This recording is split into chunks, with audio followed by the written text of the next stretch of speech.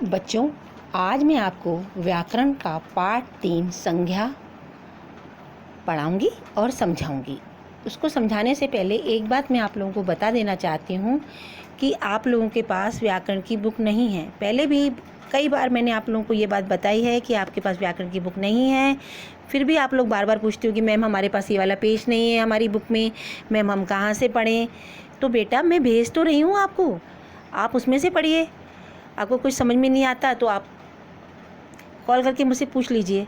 मैंने आपको मना नहीं किया, लेकिन आप बार बार एक ही चीज़ मुझसे पूछोगे और उसके बाद ये कहोगे कि मैम आप हमारे को बता नहीं रहे हो, तो ये गलत है ना बेटा। जब मैं आप लोगों को बार बार बता रही हूँ कि आप लोगों के पास व्याकरण की बुक नहीं है, आपको जो मैं भेज रही हूँ आपको उसी से पढ़ना है। ये वाला पेज नहीं है का मीनिंग क्या होता है बेटा? मैं आपको भेज तो रही हूँ पेज, या तो फिर आप देखते नहीं हो, तभी आप लोग बार बार मुझसे पूछते हो कि ये पेज नहीं है। अब कोई भी ये सवाल नहीं करेगा कि हमारे पास ये बुक नहीं है। मैंने बार बार बोल दिया है आप लोगों को ये बुक नहीं है, आपको इसी से ही पढ़ना है।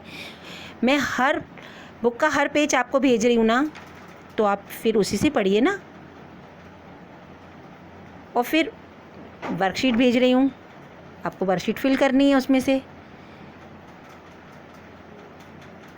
ठीक है। अब कोई भी ये नहीं बोलेगा कि मैम हम लोगों को ये बुक नहीं है। बेटा बुक है ही नहीं आप लोगों के पास, मेरे पास है, सिर्फ मेरे पास है और मैं आप लोगों को भेज रही हूँ ना, आप बस वही पढ़िए, ठीक है।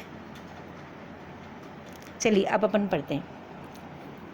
संज्ञा, हम सभी एक दूसरे को किसी न किसी नाम से जानते हैं ना। जैसे मेरा नाम कुछ और है, आपका नाम कुछ और है ना। अतः किसी व्यक्ति, वस्तु या भाव के नाम को संज्ञा कहते हैं। क्या कहते हैं? किसी व्यक्ति, वस्तु, स्थान या भाव के नाम को संज्ञा कहते हैं। व्यक्ति मतलब कोई भी व्यक्ति हो सकता है, कोई भी, आप लोगों में से ही समझ लो कोई भी। जैसे मैंने बोला जिगर, क्रिस्टी, नाम है ना, सौम्या, रोहन, कुछ भी समझ लो आप। तो किसी व्यक्ति, वस्तु तो कुछ भी, टेबल, चेयर, डस्टर, चौक। स्थान क्या? जगह, है ना, प्लेस, स्थान, उसे स्थान कहते हैं। जैसे स्कूल, पार्क, है ना। तो स्थान या भाव मीन्स जो हमारे अंदर से भाव आते हैं कि ये मीठा है, ये सुंदर है, ये कड़वा है, ये बूढ़ा है। भाव है ना, किसी बूढ़े व्यक्ति को देखकर हमारे अंदर भाव आता है, ये बूढ़ा व्यक्ति है ना। आम अगर मीठा होता है, आम खाते हैं हम, इस वक्त सीजन है, आम आ रहे हैं तो आम खाते हैं ना। तो किसी ने आम बहुत मीठा है, नहीं आज थोड़ा फीका आम है, कम मीठा है, तो भाव आया हमारे अंदर, आया ना भाव।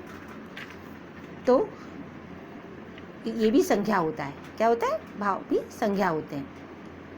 अब देखिए नीचे लिखा है, हिमालय भारत का विशाल पर्वत है, ताजमहल आगरा में है। ऊपर दिए गए वाक्यों में हिमालय, भारत, पर्वत, ताजमहल, आगरा आदि नाम वाले शब्द हैं। सब नाम है ना, सभी नाम वाले शब्द संज्ञा कहलाते हैं। सभी नाम वाले शब्द क्या कहलाते हैं? संज्ञा कहलाते हैं। अब संज्ञा के कितने भेद हैं? 3 भेद होते हैं। संज्ञा के कितने भेद होते हैं? 3।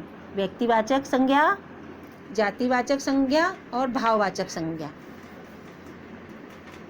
व्यक्तिवाचक संज्ञा क्या होता है बताओ? किसी विशेष व्यक्ति, वस्तु या स्थान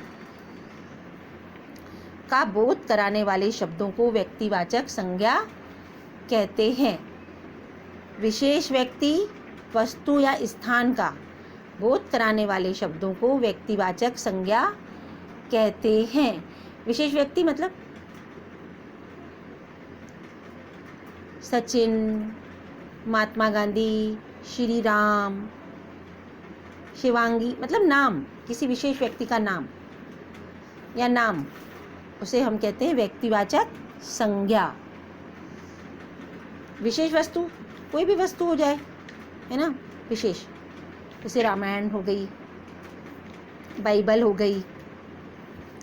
स्थान दिल्ली, अक्षरधाम, राजघाट, पटेल नगर, कुछ भी, स्थान, विशेष स्थान वो व्यक्तिवाचक संज्ञा में आते हैं। ठीक है।